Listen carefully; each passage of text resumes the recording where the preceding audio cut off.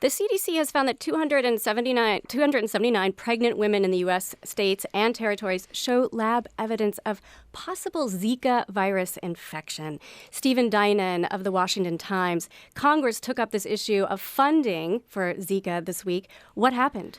So the House and Senate passed dramatically different bills, both of them less than the $1.9 billion that President Obama has said he needs.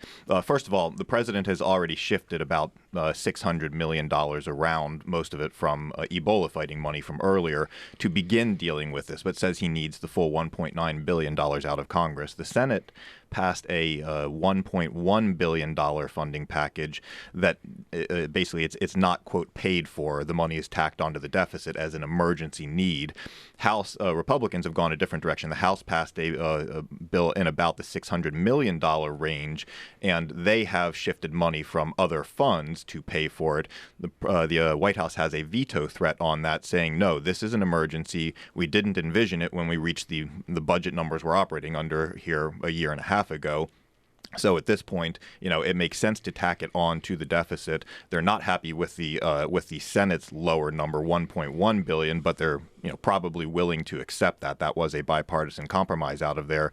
Maybe most interesting, the administration has deployed a number of its top experts to Congress and sort of just interviews and whatnot to make the case that this is a very, very serious possibility of an outbreak here in the U.S. As far as we know right now, the virus is not spreading through mosquito. All the cases, or almost all the cases, are travel-related or sexual contact. People with coming in from places from where South they're getting, America, yes. et cetera.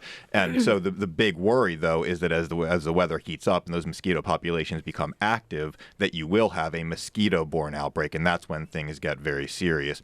One other thing that's sort of interesting, you've had a couple of unique breaks in Congress, in particular Senator Marco Rubio, who late of the Republican presidential campaign, actually was pushing for the full $1.9 billion, sort of a partnership with President Obama, pushing for the full $1.9 billion. Is that because Florida That's because Florida, yes, absolutely. So there, you can go online and see the maps and where they basically draw the maps based on how successful they expect the two different types of mosquitoes that are considered the biggest carriers of this will be and how active they'll be. And obviously the southern states are a prime area for the chief carrier mosquito. We are going to open the phones. Zach from Indianapolis.